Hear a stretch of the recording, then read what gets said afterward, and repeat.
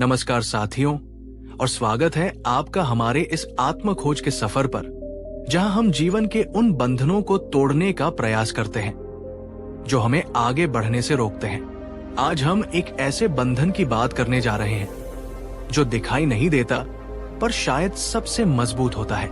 एक ऐसी जेल जिसकी दीवारें पत्थर की नहीं बल्कि हमारे अपने ही मन के भय और अज्ञान से बनी होती है। हम बात कर रहे हैं अंधविश्वास की। क्या आपने कभी सोचा है कि हम क्यों कुछ ऐसी परंपराओं और मान्यताओं का पालन करते हैं जिनका कोई तार्किक आधार नहीं होता? क्यों एक छींक आने पर हम रुक जाते हैं? क्यों किसी विशेष दिन पर कोई काम शुरू करने से डरते हैं? क्यों हम अपनी समस्याओं का समाधान किसी तावीज, किसी धागे या किसी कर्मकांड में ढूंढने लगते हैं? मैं आपसे एक बहुत ही व्यक्तिगत सवाल पूछना चाहता हूं। क्या आप भी अपने जीवन में किसी ऐसी मान्यता या परंपरा का पालन करते हैं जिस पर आपका तर्क तो सवाल उठाता है पर आपका मन डर के कारण उसे छोड़ नहीं पाता? अगर हाँ, तो बिना किसी झिझक के कमेंट में सिर्फ हाँ लिखिए। ये स्वीकार करना ही मुक्ति की ओर पहला कदम है। आज हम समय के पार एक यात्रा पर चलेंगे और जानेंगे कि आज से 2500 साल पहले तथागत गौतम बुद्ध ने हमें अंधविश्वास की इन अदृश्य जंजीरों से मुक्त होने के लिए कौन सी 5 अमूल्य और क्रांतिकारी शिक्षाएं दी थी। ये शिक्षाएं सिर्फ उपदेश नहीं है, बल्कि वे आपके मन के लिए एक टॉर्च की तरह है जो अज्ञान के अंधेरे को चीरकर विवेक के प्रकाश को प्रकट कर सकती है। इस यात्रा में मेरे साथ अंत तक बने रहिएगा, क्योंकि हर एक शिक्षा एक कहानी और एक गहरे सत्य के साथ जुड़ी है, और 5वीं शिक्षा इस पूरे विषय का सार है। और हाँ, अगर आप चाहते हैं कि ऐसे ही जीवन को सही दिशा देने वाले, मन को मुक्त करने वाले विचार आप तक पहुंचते रहें, तो अभी हमारे चैनल को सब्सक्राइब कर लीजिए और उस नन्हे से बेल आइकॉन को प्रेम से स्पर्श कर दीजिए। संगीत में एक ठहराव और फिर ज्ञान और स्पष्टता की धुन। तो चलिए अपने मन के सारे डर और संशय को कुछ पल के लिए परे रखकर बुद्ध के उस विवेकपूर्ण मार्ग को समझने का प्रयास करते हैं। बुद्ध की पहली और सबसे क्रांतिकारी शिक्षा अंधविश्वास की जड़ पर ही प्रहार करती है। ये शिक्षा हमें कालाम सुत्त नामक एक प्रसिद्ध उपदेश में मिलती है, जिसे बौद्ध धर्म में स्वतंत्र विचार का घोषणा पत्र भी कहा जाता है। कहानी कुछ इस प्रकार है। एक बार गौतम बुद्ध अपने भिक्षु संघ के साथ यात्रा करते हुए केसपुत नामक एक कस्बे में पहुंचे, जहां कालाम वंश के लोग रहते थे। कालाम लोग बहुत ही भ्रमित और परेशान थे। जब बुद्ध उनके गांव पहुंचे तो कालाम लोग उनके पास आए और हाथ जोड़कर कहने लगे, भगवान, हमारे कस्बे में अनेक साधु, संत और गुरु आते हैं। हर कोई अपने ही सिद्धांत को सर्वश्रेष्ठ बताता है और दूसरों के सिद्धांत को गलत कहता है। कोई कहता है यज्ञ करने से मुक्ति मिलेगी, कोई कहता है तपस्या से, कोई कहता है ईश्वर की भक्ति करो, तो कोई कहता है ईश्वर है ही नहीं। भगवान, हम इतने सारे अलग अलग उपदेशों को सुनकर पूरी तरह से भ्रमित हो गए हैं। हमें समझ नहीं आता कि हम किस पर विश्वास करें और किस पर नहीं। कृपा करके हमारा मार्गदर्शन करें और बताएं कि सत्य क्या है। अब जरा सोचिए, आज हमारी स्थिति भी तो उन कालामों जैसी ही है। इंटरनेट, टीवी और समाज में हमें हजारों तरह की सलाहें और मान्यताएं मिलती हैं। कोई कहता है ये रत्न पहनो, कोई कहता है उस दिशा में सिर रखकर सो, कोई कहता है ये टोटका करो। हम भी भ्रमित हो जाते हैं। उस समय बुद्ध उन कालामों को ये कह सकते थे, उन सब को छोड़ो और मेरी बात पर विश्वास करो, क्योंकि मुझे परम ज्ञान हुआ है। पर उन्होंने ऐसा नहीं कहा। उन्होंने जो कहा वो मानव इतिहास के सबसे शक्तिशाली और मुक्तिदायक वचनों में से एक है। बुद्ध ने कहा, हे कालामों, तुम्हारा भ्रमित होना स्वाभाविक है, तुम्हारी शंका उचित है। अब ध्यान से सुनो। किसी भी बात को केवल इसलिए मत मान लेना क्योंकि वो बार बार कही गई है, परंपरा है। किसी बात को केवल इसलिए मत मान लेना क्योंकि वह किसी प्राचीन धर्म ग्रंथ में लिखी है। किसी बात को केवल इसलिए मत मान लेना क्योंकि वो तर्क और अनुमान पर आधारित लगती है। किसी बात को केवल इसलिए मत मान लेना क्योंकि वह किसी प्रतिष्ठित या सम्मानित व्यक्ति, गुरु द्वारा कही गई है, और किसी बात को केवल इसलिए भी मत मान लेना क्योंकि वह मेरे बुद्ध के द्वारा कही गई है। ये सुनकर कालाम लोग हैरान रह गए। तो फिर सत्य को कैसे जाने? तब बुद्ध ने अंतिम और सबसे महत्वपूर्ण बात कही, हे कालामो, जब तुम किसी भी शिक्षा या सिद्धांत को स्वयं अपनी बुद्धि से जानो, अपनी प्रज्ञा से परखो और अपने अनुभव से ये पाओ कि ये बातें कुशल हैं, ये बातें निर्दोष हैं, इन पर चलने से मेरा और दूसरों का हित और सुख होता है, तो ही उन्हें स्वीकार करो और उन पर चलो। और जब तुम अपने अनुभव से ये पाओ कि ये बातें अकुशल हैं, ये बातें दोषपूर्ण हैं, इन पर चलने से मेरा और दूसरों का अहित और दुख होता है, तो उन्हें तुरंत त्याग दो, चाहे वह किसी ने भी कही हो। दोस्तों, यह है अंधविश्वास पर सबसे बड़ा प्रहार। बुद्ध हमें किसी का अंधभक्त नहीं बना रहे, वे हमें एक वैज्ञानिक बना रहे हैं, एक खोजी बना रहे हैं। वे कह रहे हैं, तुम्हारा सबसे बड़ा गुरु तुम्हारा अपना अनुभव और तुम्हारा अपना विवेक है। गांव में एक मान्यता है कि अमावस्या की रात को घर से बाहर नहीं निकलना चाहिए, नहीं तो भूत प्रेत पकड़ लेंगे। ये एक सुनी सुनाई बात, एक परंपरा है। बुद्ध का मार्ग ये है, इसे परखो, सावधानी के साथ, विवेक के साथ देखो, क्या सच में ऐसा होता है या ये सिर्फ एक डर है जो पीढ़ी दर पीढ़ी चला आ रहा है। जब आप अपने अनुभव से पाते हैं कि ये सिर्फ एक निराधार डर है, तो आप उस अंधविश्वास से मुक्त हो जाते हैं। अगर आप बुद्ध की इस पहली और सबसे शक्तिशाली शिक्षा से सहमत हैं कि हमें हर बात को अपनी तर्क और अनुभव की कसौटी पर कसना चाहिए, तो इस वीडियो को अभी एक लाइक दीजिए। ये लाइक सिर्फ एक बटन दबाना नहीं, बल्कि स्वतंत्र सोच के प्रति आपका समर्थन होगा। बुद्ध की दूसरी अमूल्य शिक्षा अंधविश्वास की नींव को हिला देती है, और वो नींव है भय और डर। आप किसी भी अंधविश्वास को उठाकर देख लीजिए, उसके मूल में आपको डर ही मिलेगा।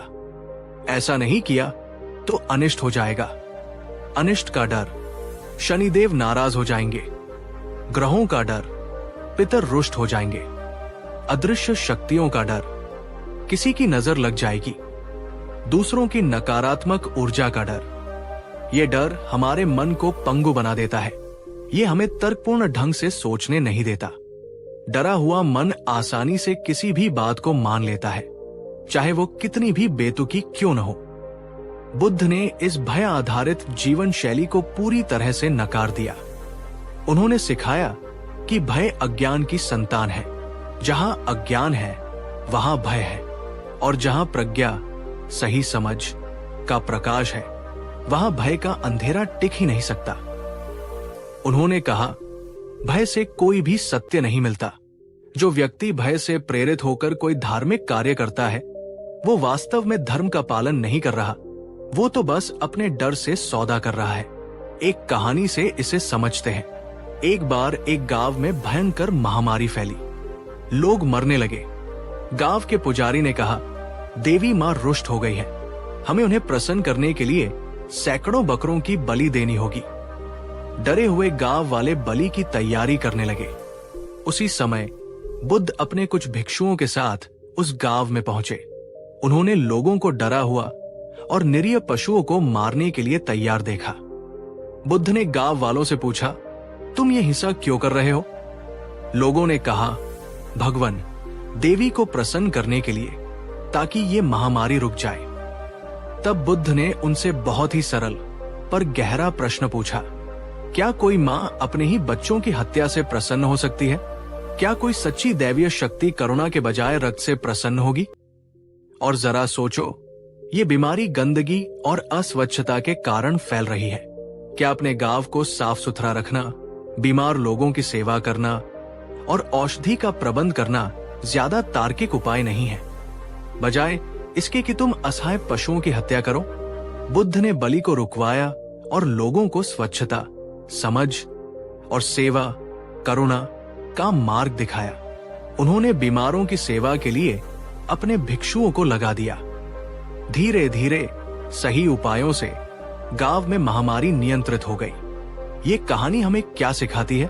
ये सिखाती है कि अंधविश्वास हमें भय और हिंसा की ओर ले जाता है, जबकि बुद्ध का मार्ग हमें समझ, प्रज्ञा और करुणा, प्रेम की ओर ले जाता है। अंधविश्वास कहता है डरो और बलि चढ़ाओ। बुद्ध कहते हैं समझो और सेवा करो। तो अगली बार जब कोई अंधविश्वास आपको डराए तो रुककर बुद्ध की इस शिक्षा को याद कीजिए। डर का सामना अपनी समझ से कीजिए, न कि किसी और अंधविश्वास से। दोस्तों, क्या आपके जीवन में कोई ऐसा अंधविश्वास है जो आपको किसी न किसी रूप में डराता है? अगर आप उस डर से आजाद होने का संकल्प लेते हैं तो कमेंट में पूरी हिम्मत से लिखिए, मैं डर से नहीं, समझ से जीऊंगी। बुद्ध की तीसरी शिक्षा उन कर्म कांडों और बाहरी शुद्धता के आडंबरों पर चोट करती है जिन्हें अक्सर धर्म का सबसे महत्वपूर्ण अंग मान लिया जाता है। बुद्ध के समय में यह गहरी मान्यता थी कि गंगा जैसी पवित्र नदियों में स्नान करने से सारे पाप धुल जाते हैं और व्यक्ति शुद्ध हो जाता है। लोग दूर दूर से यात्रा करके इन नदियों में डुबकी लगाने आते थे। एक बार बुद्ध एक नदी के किनारे से गुजर रहे थे। उन्होंने देखा कि बहुत से लोग नदी में डुबकियां लगा रहे हैं। उन्होंने एक व्यक्ति से पूछा, मित्र, तुम सब ये क्या कर रहे हो? उस व्यक्ति ने बड़े गर्व से कहा, हे श्रवण, ये बाहु का नदी है, ये बहुत पवित्र है। इसमें स्नान करने से हमारे द्वारा किए गए सारे पाप कर्म धुल जाते हैं। तब बुद्ध ने जो कहा वो कर्म कांडों के पीछे की निरर्थकता को उजागर कर देता है। उन्होंने कहा, अगर नदियों में स्नान करने से ही पाप धुल जाते तो इस दुनिया में जितने भी मछुआरे, मगरमच्छ, कछुए और अन्य जलजीव हैं जो दिन रात पानी में ही रहते हैं, वे तो सबसे बड़े पुण्यात्मा होते और सीधे स्वर्ग जाते। और अगर ये पानी तुम्हारे मन के द्वेष, तुम्हारी घृणा और तुम्हारे बुरे कर्मों को धो सकता तो ये तुम्हारे शरीर के मैल को क्यों नहीं धो पाता, जिसके लिए तुम्हें साबुन का इस्तेमाल करना पड़ता है। उन्होंने आगे कहा, सच्ची नदी, सच्चा तीर्थ तो तुम्हारे भीतर है। वो है आर्य अष्टांगिक मार्ग, शील, नैतिकता, समाधि, ध्यान और प्रज्ञा, विवेक का तीर्थ। जब तुम इस भीतरी तीर्थ में स्नान करते हो, जब तुम अपने मन को लोभ, द्वेष और मोह के मैल से साफ करते हो, तभी तुम वास्तव में शुद्ध होते हो। चाहे तुमने किसी बाहरी नदी में स्नान किया हो या न किया हो। बुद्ध ये नहीं कह रहे थे कि स्वच्छता बुरी चीज है। वे कह रहे थे कि बाहरी स्वच्छता को आंतरिक शुद्धता का विकल्प मान लेना एक बहुत बड़ा अंधविश्वास है। आप बाहर से कितने भी साफ सुथरे दिखें, कितने भी तिलक लगाएं, कितने भी पूजा पाठ करें, पर अगर आपके मन में क्रोध, ईर्ष्या, घृणा और बेईमानी भरी है तो वो सब कुछ व्यर्थ है, एक दिखावा मात्र है। सच्चा धर्म बाहरी कर्मकांड में नहीं, आंतरिक रूपांतरण में है। अगर आप बुद्ध की इस बात को गहराई से समझते हैं कि असली शुद्धता मन की होती है, शरीर की नहीं, तो इस वीडियो को अपने उन सभी दोस्तों और परिवारजनों के साथ शेयर कीजिए जो शायद बाहरी कर्मकांडों में ही उलझे रह गए हैं। शायद ये संदेश उन्हें धर्म के गहरे अर्थ को समझने में मदद करे। बुद्ध की चौथी शिक्षा आज के समय में शायद सबसे ज्यादा प्रासंगिक है। ये उन अंधविश्वासों पर प्रहार करती है जो शुभ अशुभ मुहूर्त, शकुन अपशकुन और ग्रहों के प्रभाव से जुड़े हैं। आज भी हम कोई बड़ा काम करने से पहले पंडित जी से मुहूर्त निकलवाते हैं। बिल्ली रास्ता काट जाए तो रुक जाते हैं। घर से निकलते समय कोई छींक दे तो अपशकुन मान लेते हैं। हमें लगता है कि हमारी सफलता या असफलता इन बाहरी संकेतों पर निर्भर करती है। बुद्ध ने इन सभी मान्यताओं को तिरच्छान विद्या कहा, जिसका अर्थ है निम्न स्तर का ज्ञान या अंधविश्वासी कलाएं। उन्होंने अपने भिक्षुओं को ज्योतिष, शकुन विचार और भविष्यवाणियां करने से सख्त मना किया था। क्यों? क्योंकि बुद्ध के अनुसार तुम्हारा भविष्य किसी ग्रहनक्षत्र या किसी बाहरी शकुन पर निर्भर नहीं करता। तुम्हारा भविष्य केवल और केवल एक चीज पर निर्भर करता है, और वो है तुम्हारा कर्म। एक बार किसी ने बुद्ध से पूछा, भगवान, कौन सा नक्षत्र, कौन सा दिन और कौन सा मुहूर्त सबसे शुभ होता है? बुद्ध ने उत्तर दिया, जिस क्षण तुम कोई कुशल कर्म, अच्छा काम करते हो, प्रेम और करुणा से भरा हुआ, सही समझ के साथ, वही क्षण तुम्हारे लिए सबसे शुभ मुहूर्त है। और जिस क्षण तुम कोई अकुशल कर्म, बुरा काम करते हो, घृणा, लोभ या अज्ञान से भरा हुआ, वही क्षण तुम्हारे लिए सबसे अशुभ मुहूर्त है, चाहे उस दिन पंचांग में कितनी भी अच्छी तिथि क्यों न लिखी हो। उन्होंने शकुन अपशकुन के बारे में कहा, सुबह उठकर किसी अच्छे व्यक्ति का मुख देखना शुभ शकुन नहीं है, बल्कि सुबह उठकर अपने मन में अच्छे विचार लाना, मैत्री और करुणा का भाव लाना, ये असली शुभ शकुन है। किसी उल्लू का बोलना या बिल्ली का रास्ता काटना अपशकुन नहीं है, बल्कि अपने मुख से कठोर वचन बोलना, किसी को धोखा देना या मन में बुरे विचार रखना, ये असली अपशकुन है। बुद्ध हमें शक्तिहीन बनाने वाली ज्योतिष और शकुन विद्या से निकालकर हमें अपने कर्मों का स्वामी बनाते हैं। वे कहते हैं, बाहर के ग्रहों को पूजने से बेहतर है अपने मन के विकारों को जीतो। तुम्हारा सबसे बड़ा ग्रह जो तुम्हारे जीवन को चलाता है, वो तुम्हारा अपना मन है। अगर तुमने अपने मन को साध लिया तो सारे ग्रह तुम्हारे अनुकूल हो जाएंगे। ये एक बहुत ही शक्तिशाली विचार है। क्या आप भी अक्सर मुहूर्त या शकुन अपशकुन के चक्कर में पड़कर अपने महत्वपूर्ण कामों को टाल देते हैं या बेवजह चिंतित हो जाते हैं? अगर आज से आप ये संकल्प लेते हैं कि मेरा शुभ मुहूर्त मेरा अच्छा कर्म है, तो कमेंट में ये पंक्ति जरूर लिखिए। बुद्ध की 5वीं और अंतिम शिक्षा शायद इन सभी का सार है। ये हमें सिखाती है कि किसी भी अंधविश्वास का सबसे बड़ा कारण है दूसरों पर निर्भरता और अपनी आंतरिक शक्ति में अविश्वास। जब हमें लगता है कि हम अपनी समस्याओं को खुद हल नहीं कर सकते, तब हम बाहरी सहारों की तलाश करते हैं। कोई गुरु, कोई देवता, कोई तावीज, कोई टोटका। हम अपनी शक्ति किसी और को सौंप देते हैं और उसके चमत्कार का इंतजार करने लगते हैं। बुद्ध ने हमें त्रिरत्न की शरण में जाने का उपदेश दिया। बुद्ध शरण गच्छामि, धम्म शरण गच्छामि, संघं शरण गच्छामि। लेकिन उनकी शरण की अवधारणा भी बहुत क्रांतिकारी थी।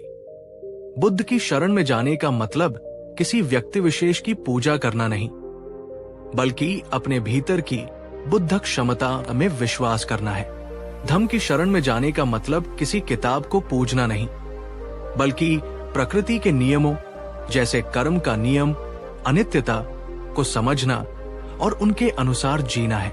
संत की शरण में जाने का मतलब किसी समूह का अंधानुकरण करना नहीं, बल्कि उन कल्याण मित्रों की संगति करना है जो आपको सत्य के मार्ग पर चलने में मदद करें। बुद्ध ने कभी नहीं कहा कि मैं तुम्हें मुक्ति दूंगा। उन्होंने हमेशा कहा, मैंने मुक्ति का मार्ग खोज लिया है, पर उस पर चलना तो तुम्हें ही पड़ेगा। उन्होंने अपने अंतिम समय में अपने शिष्य आनंद से जो कहा, वो इस शिक्षा का शिखर है। अप दीपो भव आनंद। तुम सब अपना दीपक स्वयं बनो, अपनी शरण स्वयं बनो, किसी और की शरण मत खोजो। अंधविश्वास हमें दूसरों पर निर्भर और कमजोर बनाता है।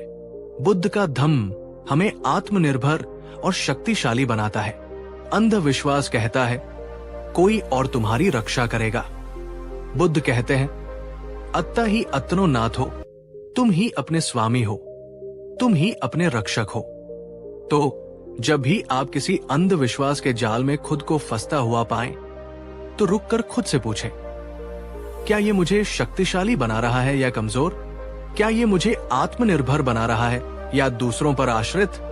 अगर जवाब कमजोर और आश्रित है, तो समझ लीजिए कि आप बुद्ध के मार्ग पर नहीं हैं। तो मेरे प्यारे साथियों, ये थी गौतम बुद्ध की वो 5 अमूल्य शिक्षाएं जो हमें हर प्रकार के अंधविश्वास, भय और बाहरी आडंबरों से मुक्त कर सकती है।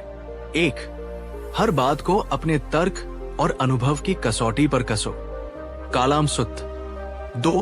भय और डर से नहीं, बल्कि समझ और करुणा के साथ जियो।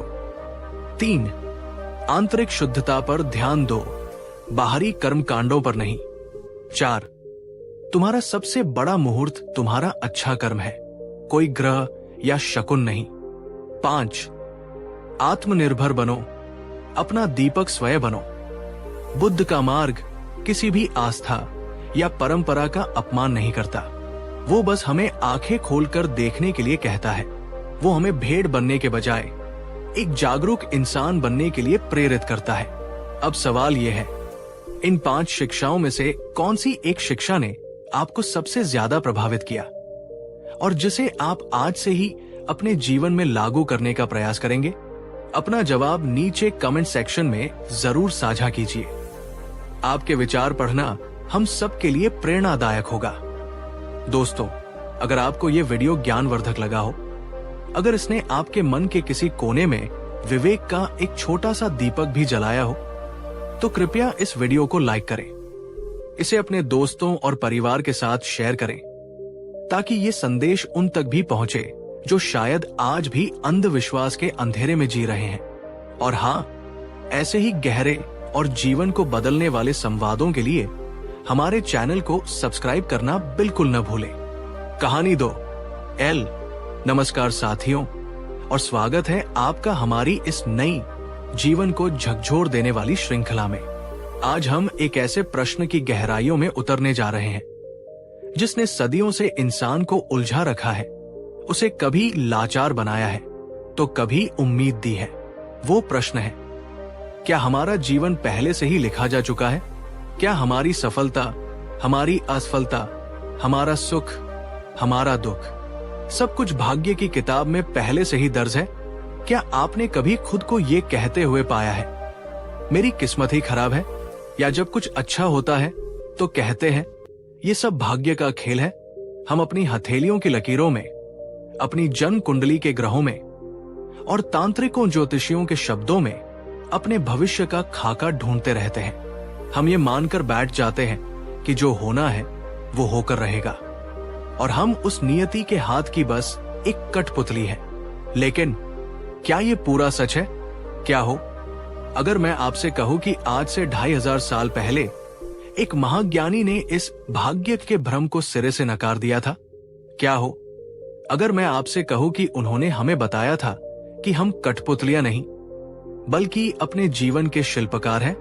जी हाँ, आज हम अपनी यात्रा के पहले पड़ाव पर जानेंगे कि गौतम बुद्ध ने क्यों कहा था, अपने कर्मों पर भरोसा करो, भाग्य पर नहीं। ये सिर्फ एक उपदेश नहीं बल्कि एक पूरी कहानी है, एक ऐसे इंसान की कहानी जो भाग्य के जाल में फंसकर टूट चुका था और कैसे बुद्ध के एक सत्य ने उसे उसकी खोई हुई शक्ति वापस दिलाई। इस श्रृंखला के चारों एपिसोड एक दूसरे से जुड़े हैं, इसलिए इस यात्रा को पूरी तरह समझने के लिए हर एपिसोड को अंत तक ध्यान से सुनिएगा।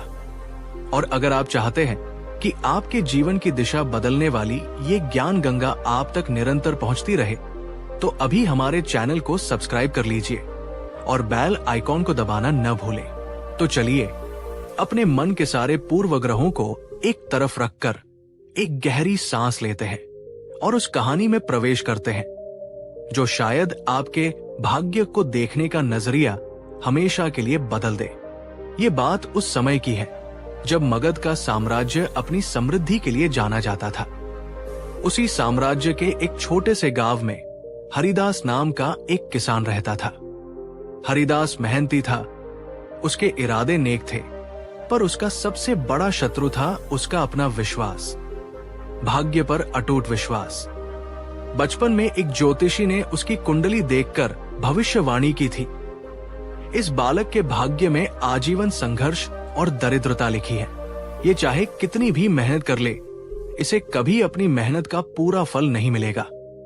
इसका भाग्य ही प्रबल है। ये एक बात हरिदास के मन में जहर की तरह घुल गई थी। वो जब भी कोई काम करता, उसके मन में यही विचार कौंधता, क्या फायदा, किस्मत में तो गरीबी ही लिखी है।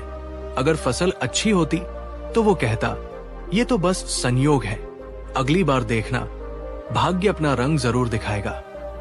और अगर फसल खराब हो जाती तो वो गहरी सांस लेकर कहता, देखा, मैंने कहा था ना, किस्मत के आगे किसी की नहीं चलती। धीरे धीरे इस नकारात्मक सोच ने उसकी मेहनत को भी दीमक की तरह चाटना शुरू कर दिया। वो सुबह खेत पर जाता तो था, पर उसके हाथों में वो ऊर्जा नहीं थी, उसके मन में वो लगन नहीं थी। वो बीज बोने से पहले ही ये मान लेता था कि इसमें से आधे तो उगेंगे ही नहीं। वो सिंचाई के लिए नहर खोदने से पहले ही सोच लेता था कि इस साल तो सूखा ही पड़ेगा। उसके पड़ोसी किसान, जो उससे कम साधन संपन्न थे, अपनी सूझबूझ और कड़ी मेहनत से हर साल अपनी स्थिति सुधार रहे थे। पर हरिदास वही का वही था, बल्कि और भी गर्त में धंसता जा रहा था। उसका घर टूटने लगा था, उसके बच्चे भूखे रहने लगे थे और उसकी पत्नी की आंखों में हमेशा चिंता तैरती रहती थी। वो अक्सर अपनी हथेलियों की उलझी हुई लकीरों को घंटों तक घूरता रहता और बड़बड़ाता, हे विधाता, जब मेरे भाग्य में यही सब लिखना था तो मुझे जन्म ही क्यों दिया। वो भाग्य का कैदी बन चुका था, एक ऐसी अदृश्य जेल में बंद, जिसकी दीवारें किसी और ने नहीं, उसके अपने ही विश्वास ने खड़ी की थी। वो कर्म करने से पहले ही भाग्य के नाम पर हार मान लेता था। दोस्तों, एक पल रुककर ईमानदारी से सोचिए, क्या आपके जीवन में भी कोई ऐसा भाग्य का लेख है जिसे आप सच मानकर बैठ गए हैं? क्या किसी की कही हुई कोई नकारात्मक बात या कोई पुरानी असफलता आपको आगे बढ़ने से रोक रही है? अगर हाँ, तो कमेंट में सिर्फ हाँ लिखिए। ये स्वीकार करना ही बदलाव की पहली सीढ़ी है। एक दिन गांव में ये समाचार फैला कि मनुष्यों के दुख हरने वाले ज्ञान के सागर तथागत गौतम बुद्ध पास के ही एक आम के उपवन में पधारे हैं। लोग अपनी अपनी समस्याओं और प्रश्नों को लेकर उनके पास जा रहे थे। हरिदास की पत्नी ने उससे आग्रह किया, स्वामी, आप भी एक बार तथागत के पास जाइए। सुना है उनकी वाणी में जादू है, क्या पता वे आपके इस दुर्भाग्य को दूर करने का कोई उपाय बता दे। पहले तो हरिदास ने मना कर दिया, क्या फायदा, वे मेरे भाग्य को कैसे बदल सकते हैं जो स्वयं ब्रह्मा ने लिखा है। लेकिन अपनी पत्नी के आंसू और अपने बच्चों के भूखे चेहरे देखकर उसका दिल पसीज गया। उसने सोचा, चलो एक आखिरी कोशिश करने में क्या हर्ज है। वो निराश मन और भारी कदमों से बुद्ध के समक्ष पहुंचा। बुद्ध पद्मासन में बैठे थे। उनके चेहरे पर एक अलौकिक शांति और करुणा का सागर लहरा रहा था। उनकी उपस्थिति मात्र से ही वातावरण में एक अजीब सी शीतलता थी। हरिदास ने बुद्ध को प्रणाम किया और उनके चरणों के पास बैठ गया। बुद्ध ने अपनी करुणामयी आंखें खोली और हरिदास की ओर देखकर मृदु स्वर में पूछा, कहो वत्स, तुम्हारे मुख पर इतनी निराशा और वेदना क्यों है? ऐसा कौन सा बोझ है जो तुम ढो रहे हो? बुद्ध की आवाज में इतनी आत्मीयता थी कि हरिदास के अंदर का सारा दबा हुआ दर्द फूट पड़ा। उसने रोते रोते अपनी पूरी कहानी कह सुनाई, उस ज्योतिषी की भविष्यवाणी से लेकर अपनी हर असफलता तक। अंत में उसने हाथ जोड़कर पूछा, भगवान, आप तो त्रिकालदर्शी हैं, आप ही बताइए, क्या मेरे भाग्य में सचमुच यही लिखा है? क्या मैं आजीवन इसी तरह संघर्ष करते हुए मर जाऊंगा? क्या इस लिखे हुए भाग्य को बदलने का कोई उपाय नहीं है? कृपा करके मेरा मार्गदर्शन कीजिए, मैं थक चुका हूं। बुद्ध ने अत्यंत धैर्य और शांति से उसकी पूरी बात सुनी। वहां उपस्थित सभी लोग हरिदास की कहानी सुनकर द्रवित हो गए और उत्सुकता से बुद्ध के उत्तर की प्रतीक्षा करने लगे। बुद्ध कुछ क्षण मौन रहे, फिर उनके होठों पर एक रहस्यमयी मुस्कान आई। उन्होंने हरिदास से कहा, हरिदास, उठो, सबसे पहले ये बताओ, वो ज्योतिषी कौन था जिसने तुम्हारे भाग्य को लिखा? वो ब्रह्मा कौन है जिसने तुम्हारी नियति तय की? क्या तुम कभी उनसे मिले हो? हरिदास ने आश्चर्य से कहा, नहीं भगवान, मैं तो उनसे कभी नहीं मिला। ये तो बस शास्त्रों और मान्यताओं की बातें हैं। बुद्ध की मुस्कान और गहरी हो गई।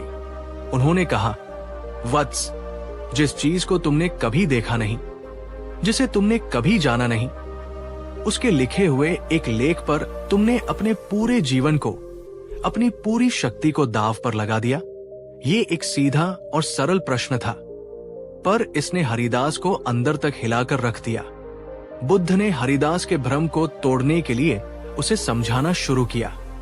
उन्होंने कहा, हरिदास, ये जो तुम जिसे भाग्य या नियति कहते हो, ये एक गहरा भ्रम है, एक मानसिक आलस्य है। ये उन लोगों का बहाना है जो अपने जीवन की जिम्मेदारी लेने से डरते हैं। उन्होंने अपने मन को समझाने के लिए एक आसान सा शब्द गढ़ लिया है, भाग्य।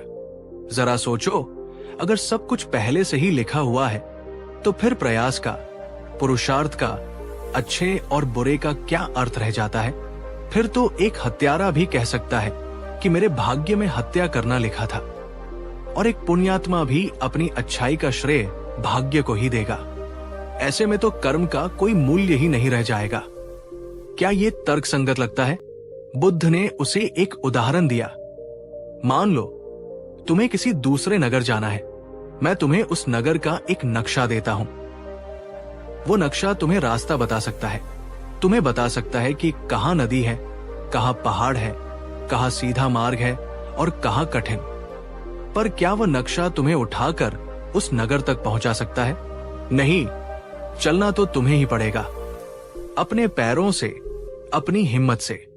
अगर तुम नक्शे को देखते रहो और ये कहते रहो कि मेरी किस्मत में पहुंचना लिखा होगा तो पहुंच जाऊंगा, तो तुम जीवन भर वही बैठे रह जाओगे। तुम्हारा तथाकथित भाग्य भी उसी नक्शे की तरह है। तुम्हारी जन्म की परिस्थितियां, तुम्हारा शरीर, तुम्हारा परिवार, ये सब तुम्हारी यात्रा का आरंभिक बिंदु हो सकता है। पर यात्रा करनी कैसे है, किस रास्ते पर चलना है और मंजिल तक पहुंचना है या नहीं, ये पूरी तरह से तुम्हारे अपने निर्णयों और तुम्हारे अपने कर्मों पर निर्भर करता है। हरिदास मंत्रमुग्ध होकर सुन रहा था। उसे ऐसा लग रहा था जैसे उसके मन पर पड़ी धूल की परतें हट रही है। बुद्ध ने आगे कहा, लोग कहते हैं भाग्य प्रबल है, मैं कहता हूं कर्म प्रबल है। भाग्य अतीत के कर्मों का परिणाम हो सकता है, पर वर्तमान का कर्म तुम्हारे भविष्य का निर्माता है। तुम हर क्षण अपने हर विचार से, अपने हर वचन से और अपने हर कर्म से अपने आने वाले कल को गढ़ रहे हो। तुम किसी के लिखे हुए लेख के कैदी नहीं हो, तुम स्वयं अपने भाग्य के लेखक हो। ये सुनकर हरिदास की आंखों में पहली बार निराशा की जगह आश्चर्य और आशा की एक किरण चमकी। दोस्तों, बुद्ध की ये बात कितनी शक्तिशाली है। तुम स्वयं अपने भाग्य के लेखक हो। अगर आप इस बात पर विश्वास करते हैं या आज से विश्वास करने का संकल्प लेते हैं, तो इस वीडियो को अभी एक लाइक दीजिए और पूरे आत्मविश्वास के साथ कमेंट में लिखिए, मैं अपने भाग्य का लेखक हूं। ये सिर्फ एक कमेंट नहीं, आपके लिए एक अफर्मेशंस, सकारात्मक संकल्प होगा। हरिदास ने कांपते हुए स्वर में पूछा, लेकिन भगवान, अगर भाग्य कुछ नहीं है तो फिर ये सब जो मेरे साथ हो रहा है, ये क्यों हो रहा है? क्यों कुछ लोग सुखी हैं और कुछ दुखी? ये वही प्रश्न था जिसका उत्तर देने के लिए बुद्ध इस धरती पर आए थे। उन्होंने कर्म के गहन पर सरल सिद्धांत को समझाना शुरू किया। बुद्ध बोले, हरिदास, इसका कारण भाग्य नहीं, कर्म का विधान है। ये प्रकृति का एक अटल नियम है, जैसे गुरुत्वाकर्षण का नियम। ये किसी भगवान या ब्रह्मा द्वारा नहीं चलाया जाता, ये स्वतः ही संचालित होता है। इसे एक सरल उदाहरण से समझो। तुम एक किसान हो, तुम बीजों को भली भांति समझते हो। अगर तुम आम का बीज बोओगे तो तुम्हें क्या मिलेगा? हरिदास ने कहा, भगवान, आम का पेड़ मिलेगा। बुद्ध ने पूछा, और अगर तुम नीम का कड़वा बीज बोओगे तो? हरिदास बोला, तो कड़वा नीम ही उगेगा, भगवान। बुद्ध ने कहा, क्या ऐसा कभी हो सकता है कि तुम बीज तो नीम का बो, पर तुम्हारी किस्मत बहुत अच्छी हो इसलिए तुम्हें मीठे आम का फल मिल जाए, या तुम बीज आम का बो पर तुम्हारा भाग्य खराब हो इसलिए उस पर कड़वे नीम लग जाएं? हरिदास ने सिर हिलाकर कहा, नहीं भगवान, ऐसा असंभव है। जैसा बीज होगा वैसा ही फल मिलेगा। ये तो प्रकृति का सीधा सा नियम है। बुद्ध के चेहरे पर एक दीप्ति छा गई। उन्होंने कहा, बस हरिदास, तुमने कर्म के विधान को समझ लिया। जैसे खेत में होता है वैसे ही जीवन में होता है। तुम्हारे विचार, तुम्हारे वचन और तुम्हारे कार्य, ये सब बीजों की तरह है। अगर तुम अपने मन में क्रोध, घृणा, ईर्ष्या और आलस्य के बीज बोओगे तो तुम्हारे जीवन में दुखों और असफलताओं के कड़वे फल ही उगेंगे। कोई भाग्य या कोई देवता इसे बदल नहीं सकता। और अगर तुम अपने मन में प्रेम, करुणा, दया, परिश्रम और साहस के बीज बोओगे तो तुम्हारे जीवन में सुख, शांति और सफलता के मीठे फल अवश्य लगेंगे। कोई दुर्भाग्य या कोई श्राप इसे रोक नहीं सकता। तुम्हारे साथ जो कुछ भी हो रहा है वो किसी और के लिखे हुए भाग्य का परिणाम नहीं, बल्कि तुम्हारे ही अतीत में बोए गए कर्म बीजों का फल है, जो आज पककर तैयार हुए हैं। और आज तुम जो बीज बो रहे हो वही तुम्हारा भविष्य तय करेगा। ये सुनकर हरिदास स्तब्ध रह गया। पहली बार उसे अपने दुखों का कारण किसी बाहरी शक्ति में नहीं, बल्कि अपने ही भीतर नजर आया। उसे समझ आया कि वो अपनी किस्मत को नहीं, बल्कि अपनी सोच और अपने कर्मों को कोस रहा था। बुद्ध के शब्दों ने हरिदास के मन में क्रांति ला दी थी। उसके ऊपर से वर्षों का बोझ उतर गया था। उसे ऐसा महसूस हो रहा था जैसे वो वर्षों से एक अंधेरी कोठरी में बंद था और आज किसी ने आकर उसका दरवाजा खोल दिया हो। वो भाग्य का कैदी नहीं था, वो एक किसान था और उसका जीवन उसका खेत था। अब तक वो अनजाने में उसमें कड़वे बीज बोता आया था, पर आज, अभी, इसी क्षण उसके पास ये शक्ति थी कि वो नए, मीठे और शक्तिशाली बीज बो सके। उसकी आंखों से पश्चाताप और कृतज्ञता के आंसू बहने लगे। उसने बुद्ध के चरणों में अपना सिर रख दिया और कहा, भगवन, आपने मेरी आंखें खोल दी। आपने मुझे मेरी खोई हुई शक्ति का एहसास करा दिया। मैं अब कभी भाग्य को नहीं कोसूंगा। मैं आज से, अभी से अपने जीवन के खेत में केवल श्रेष्ठ कर्मों के बीज ही बोऊंगा। बुद्ध ने उसके सिर पर हाथ रखकर आशीर्वाद दिया और कहा, तथास्तु। याद रखना हरिदास, यात्रा लंबी हो सकती है। पुराने बोए हुए कड़वे बीजों के कुछ फल अभी भी उग सकते हैं। उनसे घबराना मत। बस धैर्य और निरंतरता के साथ नए, अच्छे बीज बोते रहना। तुम्हारा भविष्य निश्चित रूप से उज्जवल होगा। हरिदास जब उस उपवन से बाहर निकला तो वो एक नया इंसान था। उसकी चाल बदल गई थी, उसकी दृष्टि बदल गई थी, उसका पूरा अस्तित्व बदल गया था। वो अब एक लाचार, भाग्य का मारा इंसान नहीं, बल्कि अपने भविष्य का एक दृढ़ संकल्पित निर्माता था। घर लौटकर उसने अपनी कुदाल उठाई, लेकिन इस बार उसने कुदाल जमीन पर चलाने से पहले उसे अपने मन पर चलाया। उसने अपने मन से मेरी किस्मत खराब है वाले विचार को जड़ से उखाड़ फेंका और फिर एक नई ऊर्जा, एक नई आशा के साथ उसने अपने खेत पर काम करना शुरू किया। ये उसके कर्म की नई यात्रा का पहला कदम था। तो दोस्तों, ये थी हमारी आज की कहानी, हरिदास की कहानी, जो शायद हम में से बहुतों की कहानी है। हम भी अक्सर अपनी जिम्मेदारियों से भागने के लिए, अपनी असफलताओं को सही ठहराने के लिए भाग्य और किस्मत की ढाल का इस्तेमाल करते हैं। लेकिन बुद्ध हमें जगाते हैं। वे हमें याद दिलाते हैं कि हमारे जीवन की बागडोर पूरी तरह से हमारे अपने हाथों में है। हम जो सोचते हैं, हम जो कहते हैं और हम जो करते हैं, वही हमारा भाग्य बनता है। आज का सबसे बड़ा सबक, भाग्य एक भ्रम है, कर्म ही परम सत्य है। लेकिन कहानी अभी खत्म नहीं हुई है, ये तो बस शुरुआत है। हरिदास ने कर्म के मार्ग पर अपना पहला कदम तो रख दिया है, पर क्या ये मार्ग इतना आसान है? क्या सिर्फ अच्छा काम करना ही काफी है, या कर्म का कोई और भी गहरा रहस्य है? क्या होता है जब हम अच्छा कर्म करते हैं फिर भी हमारे साथ बुरा होता है? और कर्म कितने प्रकार के होते हैं? इन सभी प्रश्नों के उत्तर हम जानेंगे अपनी श्रृंखला के अगले एपिसोड में, जिसका शीर्षक है कर्म का गहरा रहस्य। सिर्फ कर्म नहीं, आपकी नीयत आपका भविष्य लिखती है। पिछले एपिसोड में हमने हरिदास की कहानी के माध्यम से जाना कि जिसे हम भाग्य या किस्मत कहते हैं, वो वास्तव में एक गहरा भ्रम है। बुद्ध ने हमें सिखाया कि हम अपनी नियति के हाथ की कठपुतलियां नहीं, बल्कि अपने जीवन के शिल्पकार हैं। हमारा हर कर्म, चाहे वो मन से हो, वचन से हो या शरीर से, एक बीज की तरह है जो हमारे भविष्य का निर्माण करता है। हमने ये संकल्प लिया था, मैं अपने भाग्य का लेखक हूं। लेकिन क्या ये इतना ही सरल है?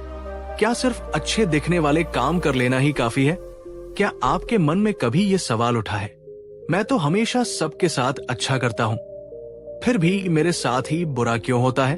वो व्यक्ति तो इतने पूजा पाठ, दान पुण्य करता है, फिर भी उसके जीवन में इतनी अशांति क्यों है? और वह दूसरा व्यक्ति जो बाहर से इतना कठोर और बुरा दिखता है, वो इतना सफल और सुखी कैसे है? ये प्रश्न हमें अक्सर कर्म के सिद्धांत पर संदेह करने के लिए मजबूर कर देते हैं। हमें लगता है कि शायद ये विधान उतना सीधा नहीं है जितना दिखता है। और आप सही है, ये विधान सीधा है पर बहुत गहरा है। आज इस दूसरे एपिसोड में हम कर्म के उसी गहरे रहस्य की परतों को खोलेंगे।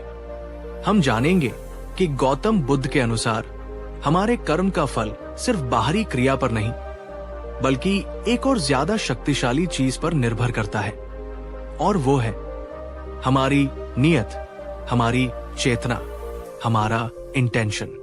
आज की कहानी हरिदास की यात्रा को आगे बढ़ाएगी और हमें ये सिखाएगी कि क्यों एक ही जैसा दिखने वाला कर्म दो अलग अलग लोगों के लिए पूरी तरह से अलग परिणाम ला सकता है। अगर आपने पहला एपिसोड नहीं देखा है तो मेरा सुझाव है कि आप उसे जरूर देखें, ताकि आप इस श्रृंखला की निरंतरता को बेहतर ढंग से समझ सकें।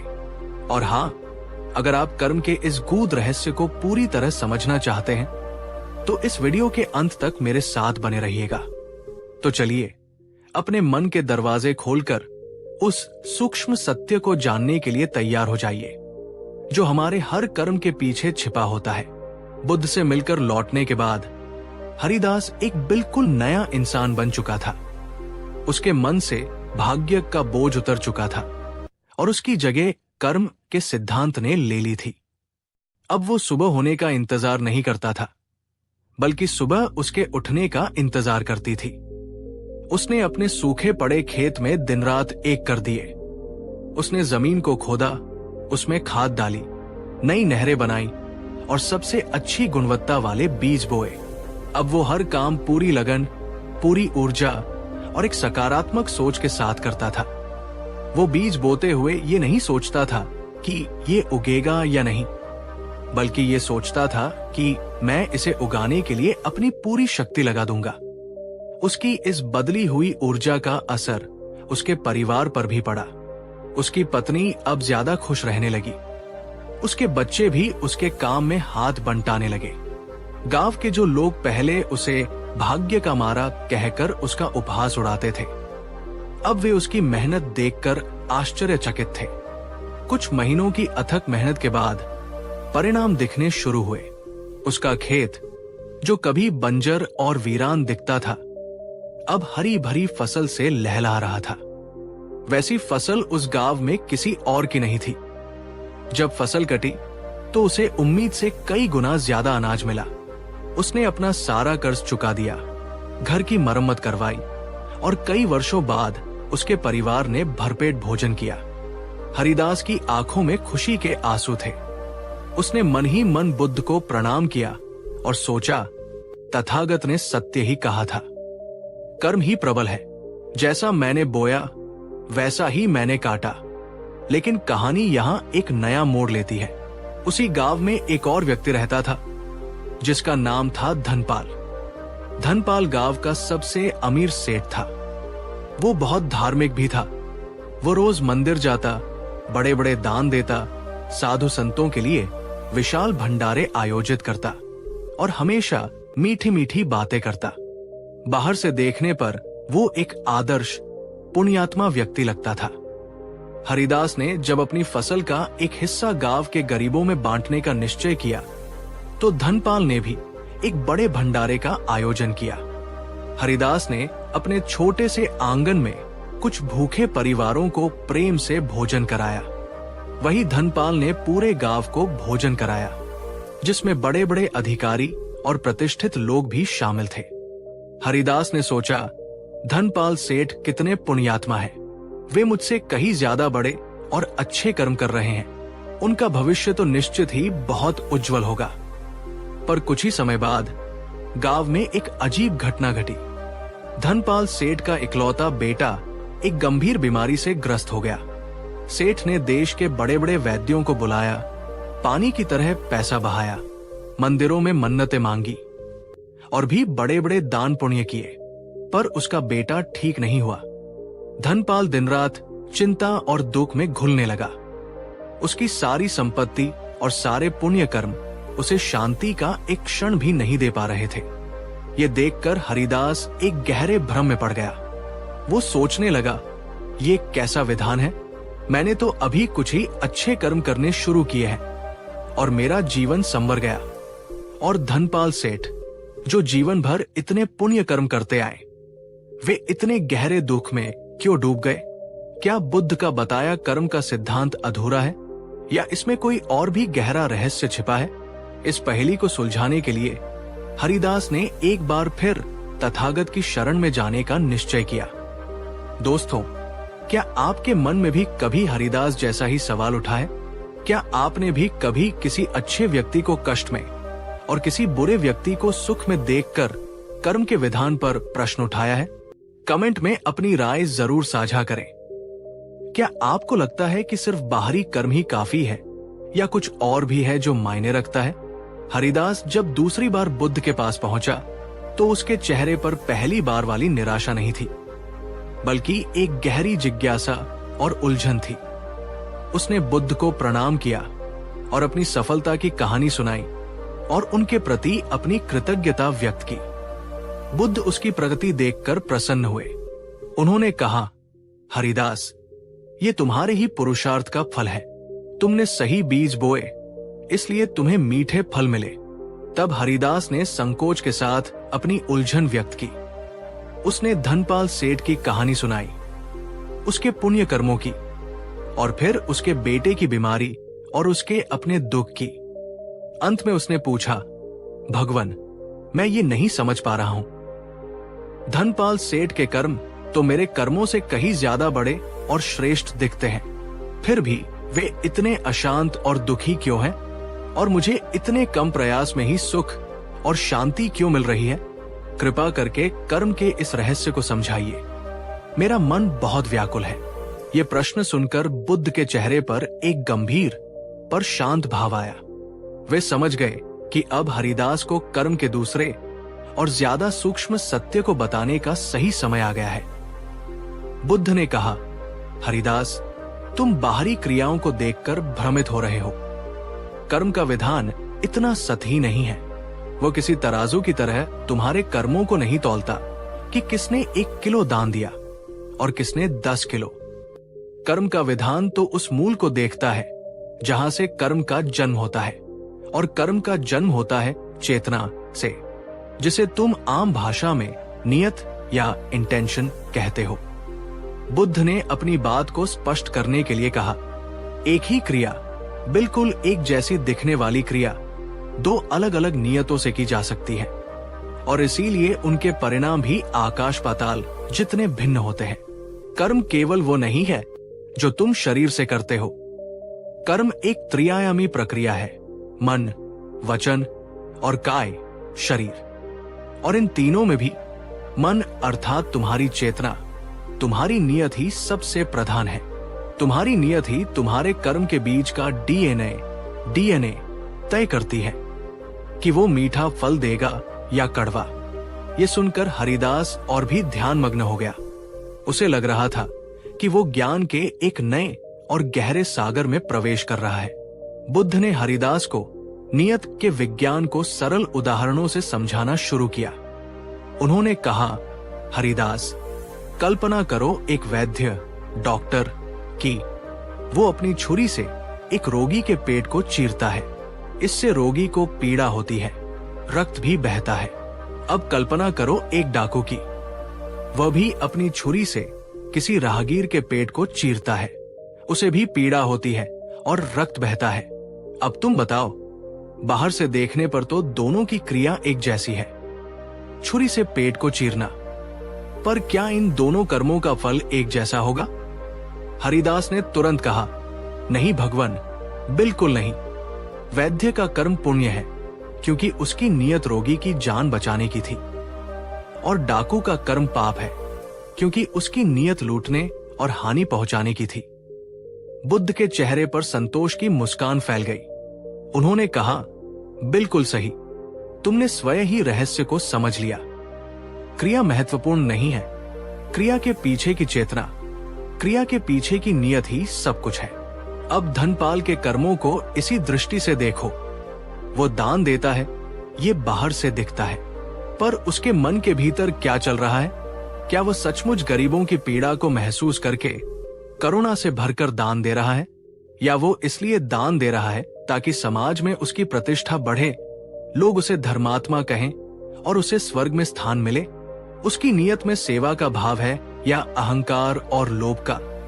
वो पूजा पाठ करता है, पर क्या वो ईश्वर के प्रति कृतज्ञता और समर्पण से भरकर पूजा कर रहा है, या वो ईश्वर से सौदेबाजी कर रहा है? हे भगवान, मैं तुम्हें इतना चढ़ावा चढ़ा रहा हूं, बदले में तुम मेरे बेटे को ठीक कर दो, मेरे व्यापार को बढ़ा दो। हरिदास, जब कर्म के पीछे अहंकार, लोभ, दिखावा या भय की नियत होती है, तो वो कर्म बाहर से कितना भी अच्छा क्यों न दिखे, उसका बीज कड़वा ही होता है। ऐसा कर्म तुम्हें क्षणिक सामाजिक प्रतिष्ठा तो दिला सकता है, पर आंतरिक शांति और सच्चा सुख कभी नहीं दे सकता। इसीलिए इतने पुण्य कर्म करने के बावजूद धनपाल का मन अशांत और दुखों से भरा है, क्योंकि उसके कर्मों की नींव ही अशुद्ध चेतना पर रखी है। अब अपने कर्मों को देखो। तुमने अपनी फसल का एक छोटा सा हिस्सा ही बांटा, पर तुमने उसे सच्चे हृदय से उन लोगों की पीड़ा को महसूस करके, बिना किसी दिखावे या अपेक्षा के बांटा। तुम्हारी नियत शुद्ध थी, करुणा से भरी थी, इसलिए तुम्हारा वो छोटा सा कर्म भी धनपाल के बड़े बड़े भंडारों से कहीं ज्यादा शक्तिशाली और पुण्यदायी हो गया। तुम्हारे उस कर्म ने तुम्हें न केवल बाहरी समृद्धि दी, बल्कि उससे भी कीमती आंतरिक शांति और संतोष प्रदान किया। ये सुनकर हरिदास की आंखें खुल गई। उसे समझ आया कि कर्म का गणित दुनिया के गणित से बिल्कुल अलग है। यहाँ मात्रा, क्वांटिटी नहीं, बल्कि गुणवत्ता, क्वालिटी मायने रखती है, और गुणवत्ता तय होती है हमारी नियत से। दोस्तों, बुद्ध की ये शिक्षा हमें आत्मनिरीक्षण के लिए मजबूर करती है। जरा सोचिए, हम दिन भर में जो भी काम करते हैं, चाहे ऑफिस में, घर में या समाज में, उनके पीछे हमारी असली नियत क्या होती है? क्या हम सिर्फ अपना फायदा देख रहे हैं, या उसमें सच में सेवा और प्रेम का भाव है? अगर बुद्ध की ये बात आपको गहरी और सच्ची लगी हो, तो इस वीडियो को अभी एक लाइक दीजिए और कमेंट में लिखिए, नियत ही कर्म का मूल है। बुद्ध ने हरिदास को कर्म के विधान को और भी स्पष्ट करने के लिए कर्मों का वर्गीकरण समझाया। उन्होंने कहा, हरिदास, कर्मों को अच्छा या बुरा, पाप या पुण्य कहने से बेहतर है उन्हें कुशल और अकुशल कर्म कहना। अकुशल कर्म वे हैं जो दुख को जन्म देते हैं, तुम्हारे लिए भी और दूसरों के लिए भी। और सारे अकुशल कर्मों की जड़ में केवल 3 मानसिक जहर होते हैं: लोभ, द्वेष, बटा और मोह। जब तुम लोभ से प्रेरित होकर कोई कर्म करते हो, जैसे धनपाल का स्वर्ग का लोभ, या द्वेष से प्रेरित होकर, जैसे किसी को हानि पहुंचाना, या मोह से प्रेरित होकर, जैसे अज्ञानतावश किसी गलत धारणा को पकड़कर बैठ जाना, तो वो कर्म अकुशल होता है। वो तुम्हें पीड़ा और बंधन की ओर ही ले जाएगा। इसके विपरीत कुशल कर्म वे हैं जो सुख और शांति को जन्म देते हैं, तुम्हारे लिए भी और दूसरों के लिए भी।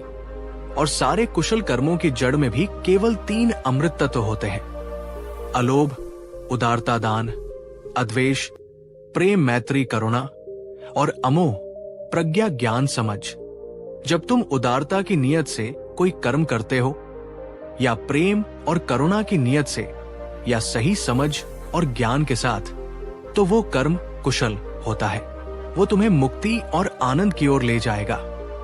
इसलिए हरिदास, जब भी कोई कर्म करने चलो तो अपने आप से ये 3 प्रश्न पूछो। 1, मैं ये कर्म क्यों कर रहा हूं? मेरी असली नियत क्या है? 2, क्या इस कर्म की जड़ में लोभ, द्वेष या मोह तो नहीं है? 3, क्या इस कर्म से मेरा और दूसरों का तात्कालिक और दीर्घकालिक हित होगा? अगर तुम्हें इन प्रश्नों के उत्तर सकारात्मक और शुद्ध मिले तो समझ लेना कि तुम एक कुशल कर्म कर रहे हो, जिसका फल निश्चित ही मधुर होगा। बुद्ध की ये शिक्षा एक कंपास, दिशा सूचक यंत्र की तरह थी, जो हरिदास को अब जीवन के हर मोड़ पर सही और गलत कर्म का भेद बता सकती थी। उसे समझ आ गया था कि सिर्फ क्रियाओं को सुधारना काफी नहीं है। असली काम तो अपनी नियत को, अपने मन को शुद्ध करने का है। बुद्ध से कर्म का ये गहरा रहस्य जानकर हरिदास का हृदय कृतज्ञता से भर गया। उसे अब अपने प्रश्नों का उत्तर मिल चुका था। उसे समझ आ गया था कि कर्म का विधान अंधा नहीं है, ये तो विज्ञान से भी ज्यादा सटीक और न्यायपूर्ण है।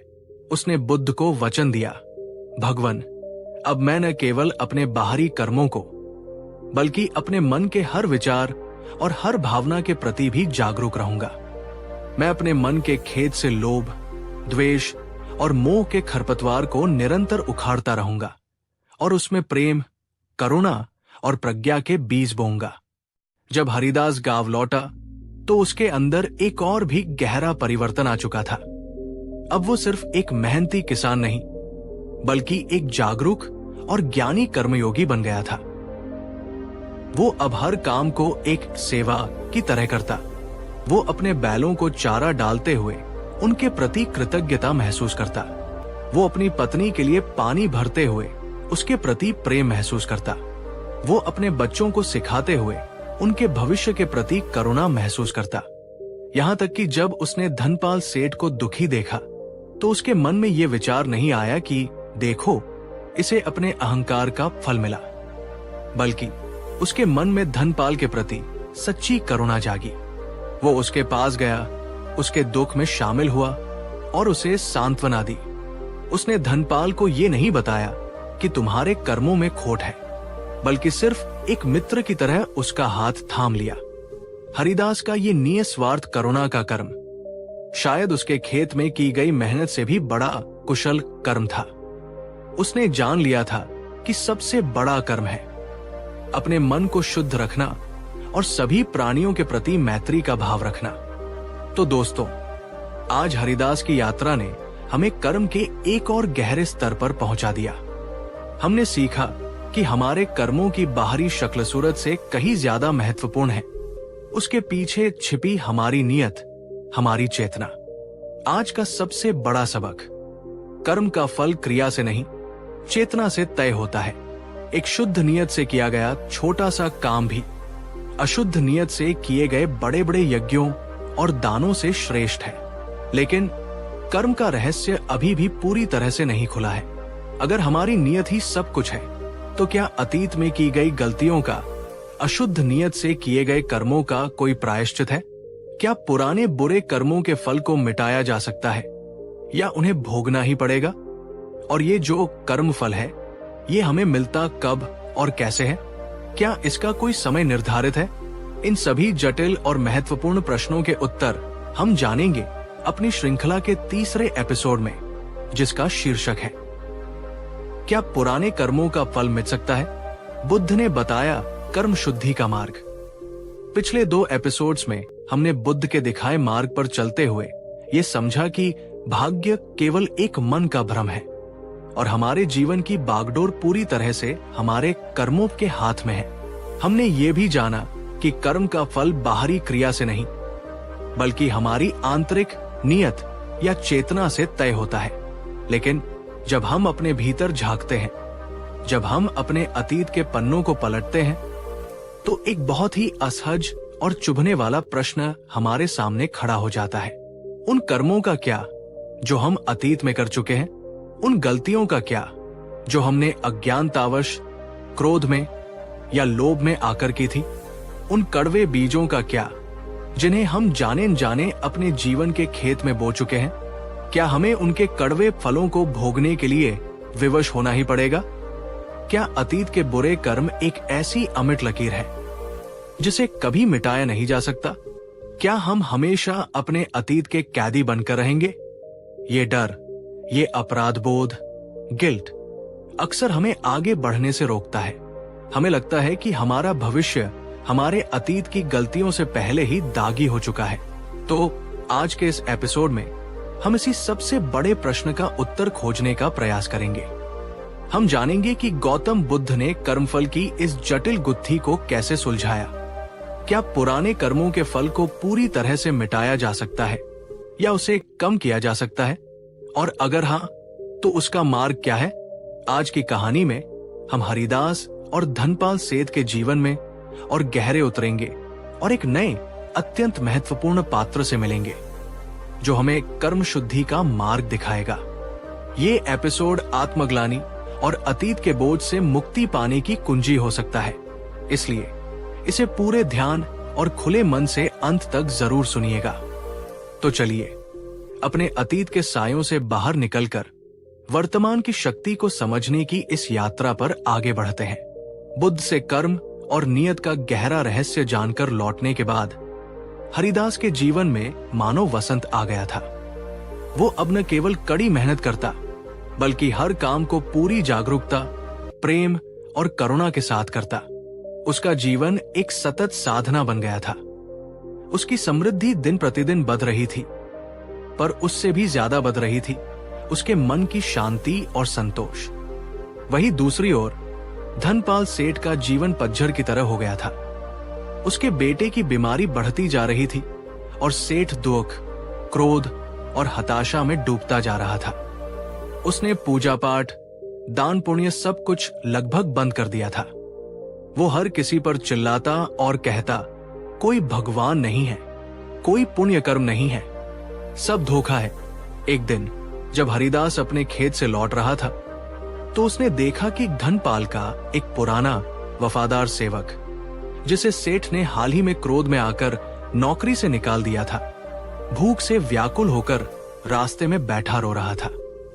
हरिदास का हृदय करुणा से भर गया। वो उसे अपने घर ले आया, उसे भोजन कराया और उसे अपने यहाँ काम पर रख लिया।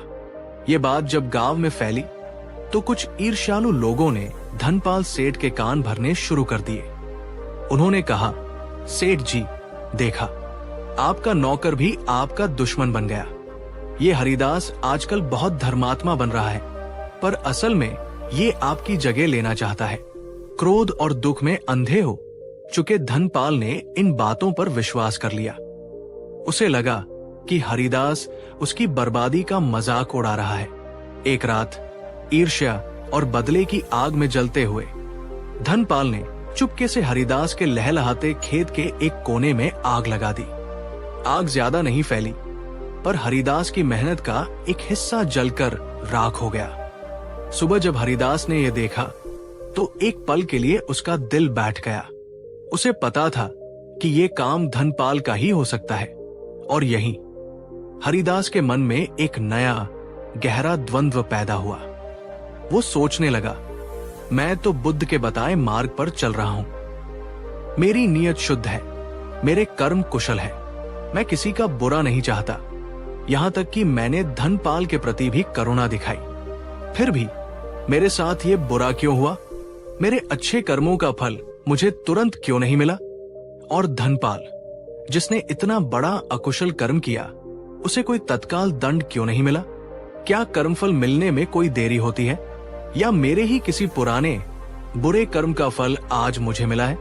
ये विचार उसे अंदर तक बेचैन कर गया। उसे अपने अतीत की वो गलतियां याद आने लगी जो उसने अज्ञानतावश की थी।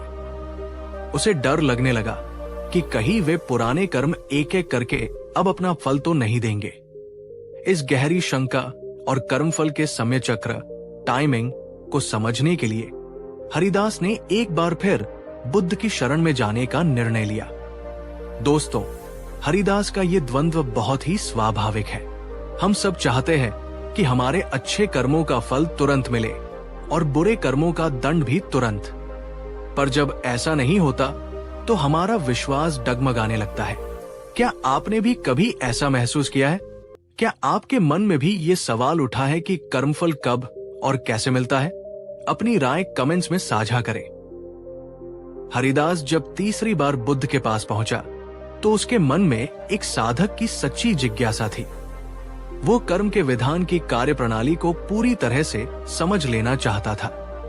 उसने बुद्ध को पूरी घटना बताई, कैसे उसने धनपाल के सेवक की मदद की और कैसे बदले में धनपाल ने उसके खेत में आग लगा दी।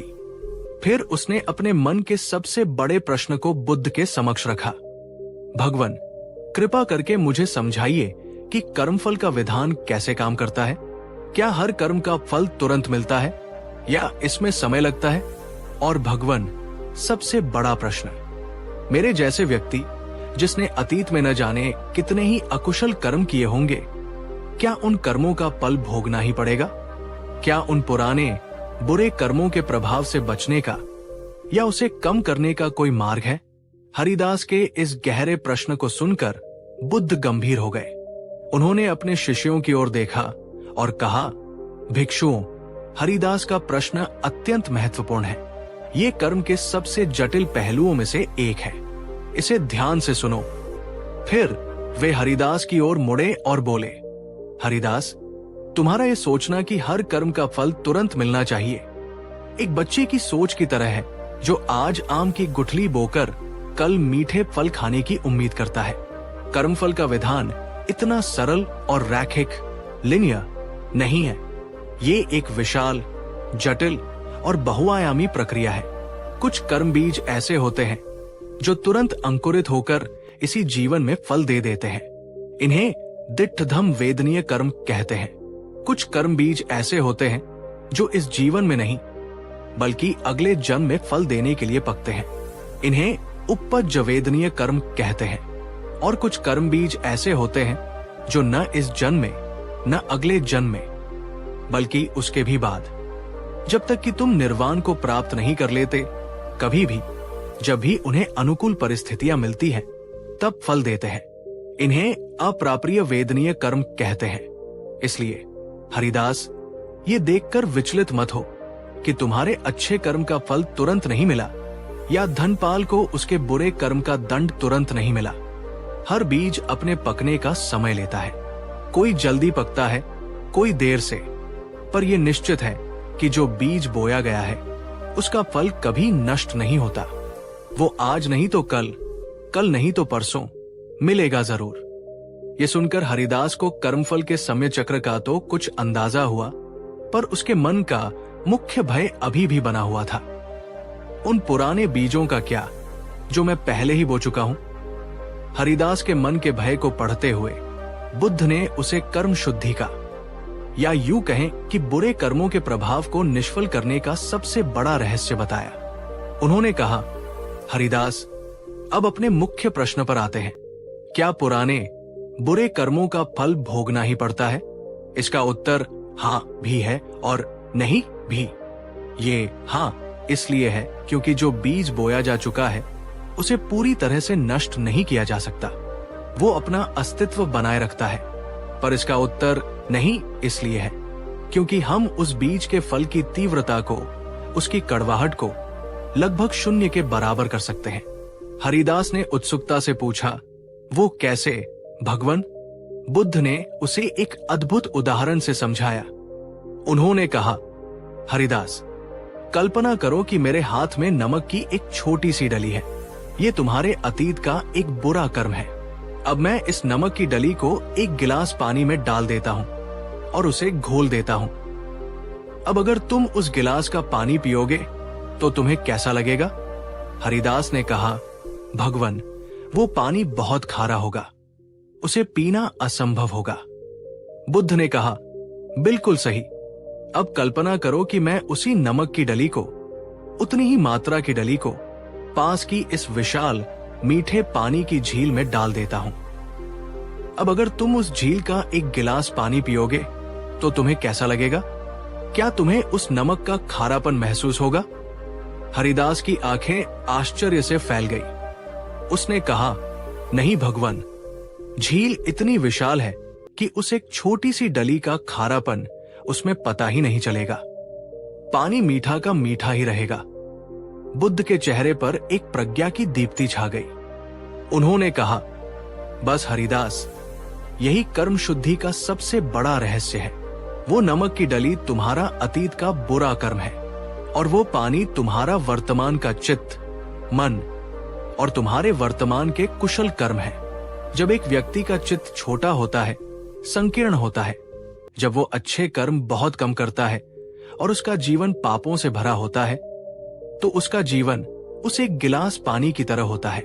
तब अतीत का एक छोटा सा बुरा कर्म भी जब फल देता है तो वो उसके जीवन में जहर घोल देता है, उसे असहनीय पीड़ा देता है। लेकिन जब एक व्यक्ति अपने चित्त को विशाल बना लेता है, जब वो निरंतर मैत्री, करुणा, मुदिता, दूसरों की खुशी में खुश होना और उपेक्षा, समता का भाव का अभ्यास करता है, जब वो निरंतर दान, शील, नैतिक आचरण और भावना, ध्यान के कुशल कर्म करता रहता है, तो उसका जीवन उस विशाल झील की तरह हो जाता है। तब जब अतीत का वही छोटा सा बुरा कर्मरूपी नमक की डली फल देने के लिए आती भी है, तो वो उसके विशाल और शुद्ध चित्तरूपी जल में घुल मिलकर अपना प्रभाव खो देती है। उसे शायद पता भी नहीं चलता कि कब कोई बुरा कर्म फल देकर चला गया। उसके जीवन की मिठास, उसकी शांति बनी रहती है। इसलिए हरिदास, अतीत की गलतियों पर रोने और ग्लानि में डूबने से कुछ नहीं होगा। वो तो समय की बर्बादी है। अगर तुम अतीत के बुरे कर्मों के प्रभाव से बचना चाहते हो तो उसका एकमात्र उपाय है वर्तमान में इतने अधिक, इतने शक्तिशाली और इतने निरंतर कुशल कर्म करो कि तुम्हारा चित्त एक विशाल झील बन जाए, जिसमें अतीत के छोटे मोटे कंकड़ पत्थर कोई हलचल ही पैदा न कर सके। ये सुनकर हरिदास को लगा जैसे उसके सिर से जन्मों का बोझ उतर गया हो। उसे मुक्ति का, शुद्धि का एक स्पष्ट और व्यावहारिक मार्ग मिल गया था। दोस्तों, बुद्ध की ये नमक की डली की उपमा कितनी अद्भुत और जीवन बदलने वाली है। ये हमें सिखाती है कि अतीत को बदला नहीं जा सकता, पर वर्तमान के कुशल कर्मों से उसके प्रभाव को शून्य किया जा सकता है। अगर इस शिक्षा ने आपके मन को छुआ है और आपको अतीत के बोझ से मुक्त होने की आशा दी है, तो इस वीडियो को अभी एक लाइक दीजिए और कमेंट में लिखिए, मैं अपने वर्तमान को शक्तिशाली बनाऊंगा। बुद्ध ने अपनी बात को और भी पुष्ट करने के लिए हरिदास और अपने शिष्यों को एक जीवंत, घटित हुई घटना का उदाहरण दिया। क्रूर डाकू अंगुलिमाल की कथा। बुद्ध ने बताया, श्रावस्ती के जंगलों में एक समय अंगुलिमाल नाम का एक खूंखार डाकू रहता था। उसने अपने गुरु के बहकावे में आकर ये प्रतिज्ञा ली थी कि वो 1000 पुरुषों की हत्या करके उनकी उंगलियों की माला पहनेगा। वो 999 लोगों की हत्या कर चुका था। उसके नाम से पूरा राज्य कांपता था। उसके कर्म कितने भयानक थे, कितने अकुशल थे, इसकी कल्पना करो। कर्म के सामान्य विधान के अनुसार उसे कई कल्पों तक नरक की असहनीय पीड़ा भोगनी पड़ती। पर फिर क्या हुआ? मेरी उससे भेंट हुई। धर्म के उपदेश ने उसके भीतर सोई हुई मानवता को जगा दिया। उसे अपनी गलतियों पर तीव्र पश्चाताप हुआ। उसने हिंसा का मार्ग छोड़ दिया और भिक्षु संघ में शामिल हो गया।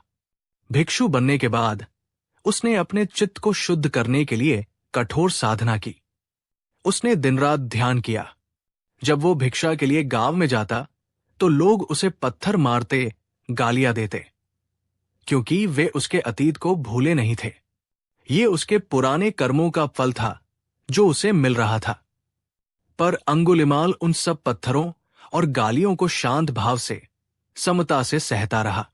उसके मन में उन लोगों के प्रति कोई क्रोध या द्वेष नहीं जागा। वो अपने मन में सभी के लिए मैत्री और करुणा का भाव रखता। अपने इस तीव्र पश्चाताप, कठोर साधना और वर्तमान के अत्यंत शक्तिशाली कुशल कर्मों के बल पर उसने अपने चित्त को इतना विशाल और शुद्ध बना लिया कि उसके 1999 हत्याओं जैसे भयानक कर्मों का प्रभाव भी क्षीण पड़ गया और अंत में इसी जीवन में वो एक अरहत पूर्ण ज्ञानी बनकर निर्वाण को उपलब्ध हुआ। तो हरिदास, अगर अंगुलिमाल जैसा महापापी भी अपने वर्तमान के पुरुषार्थ से अपने अतीत के भयानक कर्मों के फल को पार कर सकता है, तो तुम, जिसने तो बहुत छोटे मोटे अकुशल कर्म ही किए होंगे, क्यों नहीं कर सकते? अंगुलिमाल की ये सच्ची कहानी सुनकर हरिदास और वहां उपस्थित सभी लोगों के रोंगटे खड़े हो गए। उन्हें कर्म के विधान और वर्तमान क्षण की शक्ति पर अटूट विश्वास हो गया। अब हरिदास को कर्म शुद्धि का स्पष्ट, व्यावहारिक और प्रमाणित मार्ग मिल चुका था। उसे समझ आ गया था, 1. अतीत पर पछताना व्यर्थ है, जो हो गया सो हो गया। उसे पकड़कर बैठने से केवल दुख मिलेगा। 2. वर्तमान ही शक्ति है हमारे हाथ में, केवल अभी और यहां है। यही वो क्षण है जहां हम अपने भविष्य को बदल सकते हैं। 3.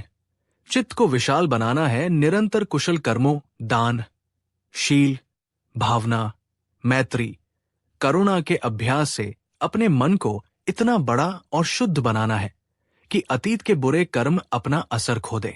वो एक नए संकल्प के साथ गांव लौटा। अब उसके मन में न भविष्य की चिंता थी, न अतीत का बोझ। उसका पूरा ध्यान अपने वर्तमान क्षण के कर्म पर केंद्रित हो गया। उसने धनपाल को भी मन ही मन क्षमा कर दिया, ये समझकर कि वह भी अपने अकुशल कर्मों के कारण दुख भोग रहा है। उसका जीवन अब केवल कर्म नहीं, बल्कि एक कर्मयोग बन गया था, जहां हर क्रिया शुद्धि और मुक्ति का साधन थी। तो मेरे प्यारे साथियों, आज हमने कर्म के एक और अत्यंत गहरे और आशावादी रहस्य को समझा। बुद्ध हमें ये नहीं सिखाते कि हम अपने अतीत के कैदी हैं।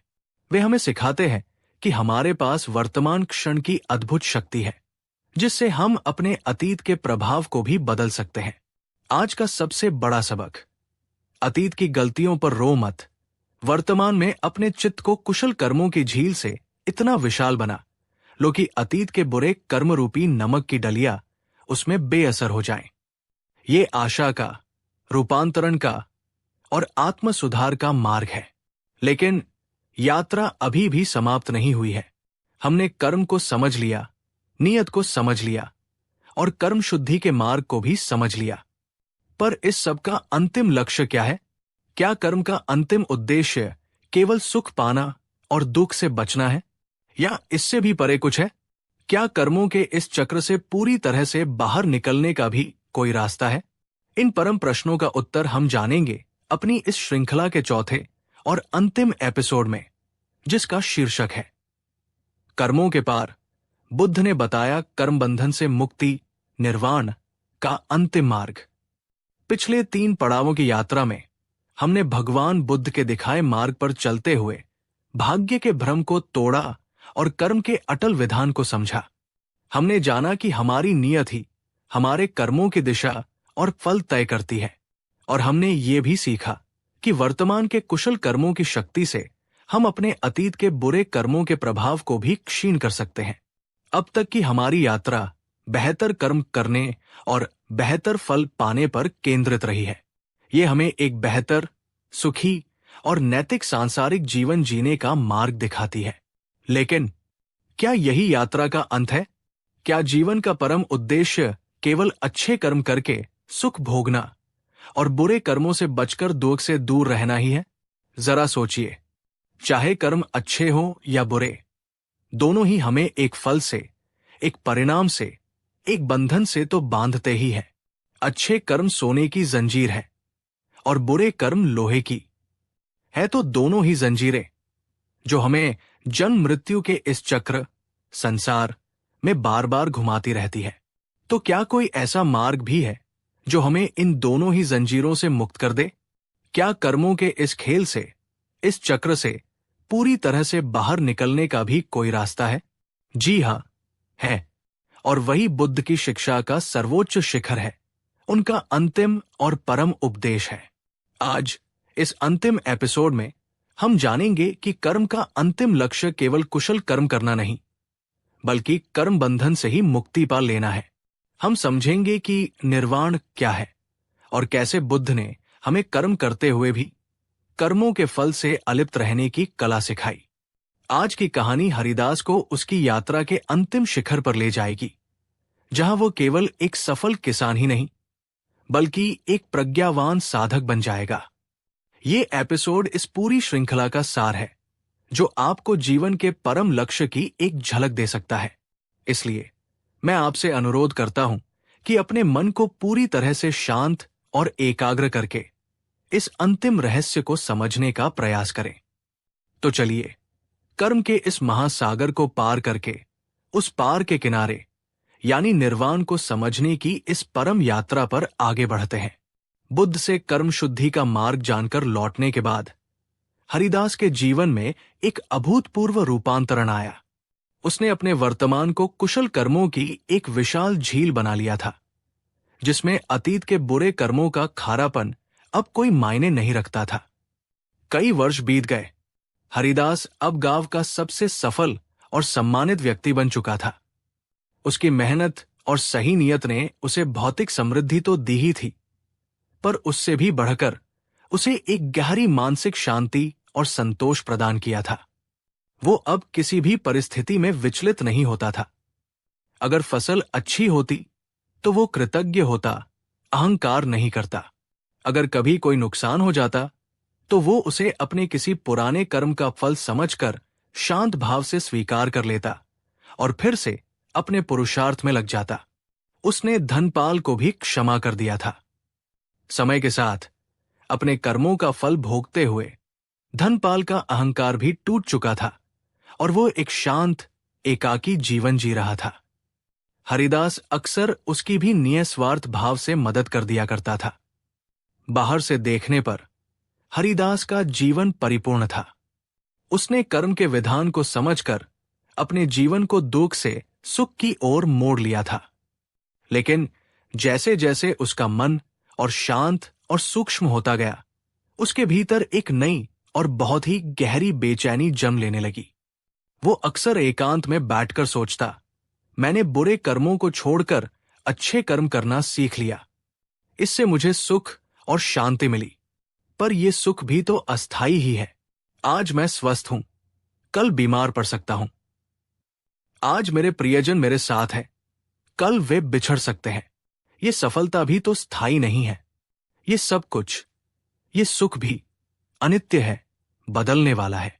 मैं अच्छे कर्म करता हूं ताकि मुझे भविष्य में अच्छा फल मिले, पर यह फल की आशा भी तो एक बंधन ही है। मैं सुख के फलों से भी बंधा हुआ हूं। जब तक ये मैं और मेरा फल का भाव है, तब तक क्या सच्ची और स्थायी शांति मिल सकती है? ये जन्म मृत्यु का चक्र, ये कर्म करने और फल भोगने का अंतहीन सिलसिला, क्या इसका कोई अंत नहीं है? क्या कोई ऐसी अवस्था है जो सुख और दुख, अच्छा और बुरा, पाना और खोना, इन सबसे परे हो? ये प्रश्न अब उसे रात दिन मथने लगा था। वो कर्म के खेल को जीत तो गया था, पर अब वो इस खेल से ही बाहर निकलना चाहता था। इसी परम जिज्ञासा को शांत करने के लिए वो अपने जीवन में चौथी और अंतिम बार बुद्ध की शरण में जाने के लिए निकल पड़ा। दोस्तों, हरिदास की ये बेचैनी एक साधारण सांसारिक व्यक्ति की नहीं, बल्कि एक गहरे साधक की बेचैनी है। क्या आपने भी कभी अपने जीवन के सबसे सुखद क्षणों में ये महसूस किया है कि ये सब भी अस्थायी है और सच्ची शांति शायद इससे भी परे कुछ है? क्या आपके मन में भी कभी अस्तित्व के इन गहरे प्रश्नों ने दस्तक दी है? कमेंट्स में हाँ या नहीं में अपना अनुभव बताएं। हरिदास जब इस बार बुद्ध के पास पहुंचा तो वो कोई सांसारिक समस्या लेकर नहीं आया था। उसकी आंखों में एक गहरी आध्यात्मिक प्यास थी। उसने बुद्ध को प्रणाम किया और कहा, भगवन, आपकी कृपा से मैंने कर्म के विधान को समझा और अपने जीवन को दुखों से निकालकर सुख और शांति की ओर मोड़ा। मैं आपका अनंत आभारी हूं। पर भगवन, अब मेरा मन इससे आगे की सच्चाई जानना चाहता है। मैंने पाया है कि सुख भी अनित्य है और दुख भी। अच्छे कर्म का फल भी बंधन है और बुरे कर्म का फल भी। जब तक मैं इस कर्म और फल के चक्र में घूम रहा हूं, तब तक परम शांति, परम मुक्ति कैसे संभव है? भगवन, कृपा करके मुझे कर्मों के इस चक्र से पूरी तरह से बाहर निकलने का मार्ग बताएं। मुझे उस अवस्था के बारे में बताएं जो पाने और खोने, सुख और दुख से परे है। हरिदास के इस प्रश्न को सुनकर बुद्ध के चेहरे पर एक अत्यंत प्रसन्न और कोमल भाव आया। ये वही प्रश्न था जिसे सुनने के लिए वे वर्षों से प्रतीक्षा करते हैं। ये एक मुमुक्षु, मुक्ति का इच्छुक का प्रश्न था। उन्होंने हरिदास से कहा, साधु, हरिदास, साधु, तुम्हारा प्रश्न उत्तम है। तुमने कर्म यात्रा के अंतिम और सर्वोच्च लक्ष्य को जानने की इच्छा प्रकट की है। अधिकांश लोग तो सुख और स्वर्ग के स्तर पर ही अटक जाते हैं, पर तुम उससे भी आगे जाना चाहते हो। हां हरिदास, एक ऐसी अवस्था है जो सुख और दुख दोनों से परे है। एक ऐसा किनारा है जो जन्म और मृत्यु की इस नदी के उस पार है। एक ऐसी परम शांति है जिसे कोई सांसारिक आंधी तूफान छू नहीं सकता। उसी अवस्था को निर्वाण कहते हैं, यानी तृष्णा की आग का बुझ जाना। और कर्मों के बंधन से मुक्त होकर निर्वाण को पाने का जो मार्ग है, वो कर्मयोग से भी आगे अकर्म, नॉन एक्शन की अवस्था में ले जाता है। ये सुनकर हरिदास और वहां उपस्थित भिक्षु और भी एकाग्र हो गए। अकर्म का क्या अर्थ हो सकता है? क्या इसका अर्थ है कि हमें कर्म करना ही छोड़ देना चाहिए? बुद्ध ने हरिदास के मन में उठ रहे प्रश्न को समझते हुए कहा, अकर्म का अर्थ कर्म का त्याग नहीं है हरिदास, क्योंकि जब तक ये शरीर है तब तक कर्म तो होगा ही। सांस लेना भी एक कर्म है। अकर्म का अर्थ है कर्ता भाव का त्याग। इसका अर्थ है कर्म तो करना, पर यह भाव छोड़ देना कि मैं कर्म कर रहा हूं। फल की आशा तो छोड़ ही दो, कर्म करने वाले मैं के अहंकार को भी छोड़ दो। जब तुम इस भाव से कर्म करते हो तो कर्म तो होता है, पर वो तुम्हें बांधता नहीं। वो कोई नया कर्म बीज नहीं बनाता। बुद्ध ने इसे एक सुंदर उपमा से समझाया। हरिदास, क्या तुमने कमल का फूल देखा है? वो कीचड़ में ही जन्म लेता है, पानी में ही रहता है, पर न तो कीचड़ उसे गंदा कर पाता है और न ही पानी की बूंदें उसकी पंखुड़ियों पर ठहरती है। वो कीचड़ और पानी में रहते हुए भी उनसे पूरी तरह से अलिप्त, निर्लेप रहता है। ठीक इसी प्रकार निर्वाण के मार्ग पर चलने वाले साधक को इस संसार में रहना है, अपने सभी कर्तव्य कर्म करने हैं, पर कमल के फूल की तरह अलिप्त रहना है। उसे कर्म तो करने हैं, पर कर्म के फल और मैं करता हूं के भाव से चिपकना नहीं है।